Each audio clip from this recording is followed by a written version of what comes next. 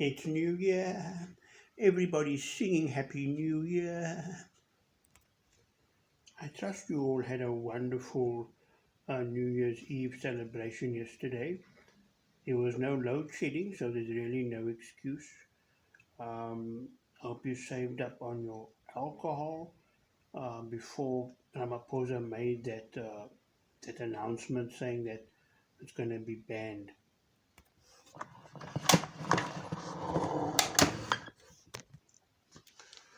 I managed to get me some flying fish. It was really good. I think you should try it. It's only available in South Africa, I think. I had to swim near the shores of Cape Town to get this flying fish. I really saved up on my side, Mr. Lehman. And it's good to see Merman is having a good time. Um, Flying fish is not very strong. It's not really up to my level. But anyway, I believe that the upcoming event by the minstrels has been postponed. What's Tweede Nuwe Jaar without the minstrels? It's really not nice for them to miss out on this celebration. We look forward to walking down Adley Street, standing on either side, and buying some wonderful boerewors roll from the people, and just seeing all the clubs and the wonderful songs that they play every year. I really look forward to that. But I guess I'm gonna have to wait. We are in unprecedented times where the safety of all those who attend events hosted in our city is a priority. As the city, we know the decision by the organizations is not one that has been taken lightly because these events are part of the fabric of Cape Town and they mean so much to the people of the city. The city of Cape Town says the priority is the safety, health, and welfare of the public, and the recent increase in infections is an indication of the difficult few months ahead. And so the directors and the leaders of the Kaapse Klopse and its troops have decided to postpone the Cape Town Street Parade to the 6th of June 2021. Thank you for that, Brian. And I think those 18,000 infections have played a role as well. 18,000 new infections. And that's with people staying at home. That's with people not parading down Adley Street or Long Street or Bree Street or in other party areas. And we still managed to get 18,000 new infections. That is very strange. Well, at least there wasn't any load shedding last night. Well, it was nice to at least have some electricity, to have some music playing in the background.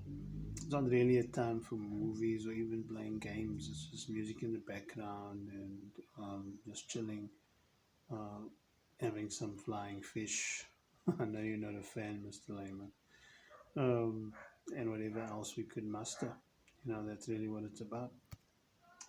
Well, I'm more of a JC LaRue man, but I didn't make it in time. And only had that non-alcoholic one left. I don't want to drink that on New Year's, but anyway, I had to must settle with some non-alcoholic stuff there. But that curfew, I believe it's affected flight schedules as well. Well, with the curfew in full effect, the airlines had to readjust their schedule because no one is allowed outside past 9 p.m. So between 9 p.m. and I believe it's 6 a.m., no one is allowed out. That includes aircraft. That means all of your flights need to occur early in the day. That's only going to be until the 15th of January. You see, countries take measures and decisions based on what they define as a risk to themselves. Long distance taxis and buses are operating at 75% capacity, and obviously there's no drinking of alcohol on board planes or any of these methods of transport. The ban on cruise liners persists. So, a person who does not wear a mask will be liable to a fine or imprisonment for no longer than 6 months. A towel or a piece of clothing is not an excuse or substitute for a mask. Saying that you left your mask at home, if you're stuck at a roadblock, is also not going to slide either. Um, Yesterday evening, many people were arrested for contravening the regulations. Gauteng really led the way with more than 30 people arrested. Apparently, in Hillbrow, people were shooting fireworks from their flats. So some interesting stuff happened on that side. In other parts, like the Western Cape, things were a little bit more quieter. Um, that's to be expected. Uh, Fireworks is obviously something that we love, especially in Cape Town. Um, so what we did this year, we lit a candle for the people who succumbed to COVID-19, and obviously this was at the calling of President Cyril Ramaphosa. So things really have changed, and I think that was a wonderful idea and a wonderful sentiment from the president as well.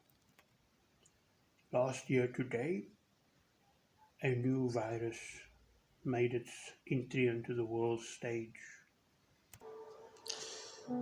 So with fireworks all around, um, the best I could do is play a game that involves fireworks. Let's see how good I do.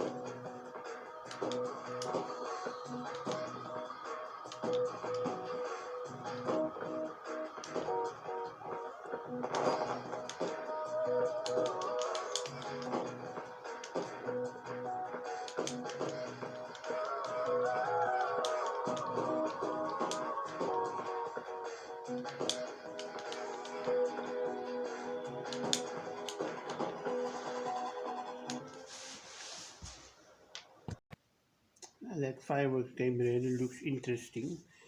Must give it a go sometime. If only I had a console. Maybe I can come play by you, Brian. But there's growing concern about how long it's taking to get the vaccine. This has become an emotional issue and a political football. Have we dropped the ball? Well, middle income countries are going for COVAX. And at the end of the first quarter, or the start of the second quarter, um, high income countries have purchased vaccines while they were still in trial. There's this new term called vaccine nationalism, and it basically has allowed these developed countries to purchase 5 times the amount that's actually required. So they can cover the entire population 5 times over. Unfortunately, middle income countries like South Africa are less fortunate. So we were literally elbowed out of getting our vaccine. Back when I was in UAT, there was this game called Double Dragon. You could finish the whole game with just an elbow. I feel like we've been elbowed by the rest of the world right now. It is possible to complete that whole game with just an elbow. I had it on the Sega Master System back in the day. And yeah, but anyway, let me not get carried away with that. We were elbowed out of getting the vaccine sooner. We need the vaccine as soon as possible. How do these trials work? Well, the Pfizer vaccine has created anaphylaxis in certain patients who've been on trials. and there are various manufacturers coming to the fore, like Johnson and Johnson and a host of others who actually want to make their own version of the vaccine. And everyone has their own ability to distribute their own limitations as well. How confident are you that we're going to get the vaccine in the second quarter? Well, besides Johnson and Johnson, we've got AstraZeneca. They've published results and it looks very promising. We've got a good safety record, and a bonus is it can be kept at a simple refrigeration temperature. Will we have enough? Well, there's two tranches. So healthcare workers get it first, and then the rest of the country is going to get it in April. This is the strategy all over the world. Thank you, Brian. I'm going to try my hand at this game, this fireworks game, Boom Boom Rocket. The rest of you viewers must have a wonderful New Year's Day, what's left of it.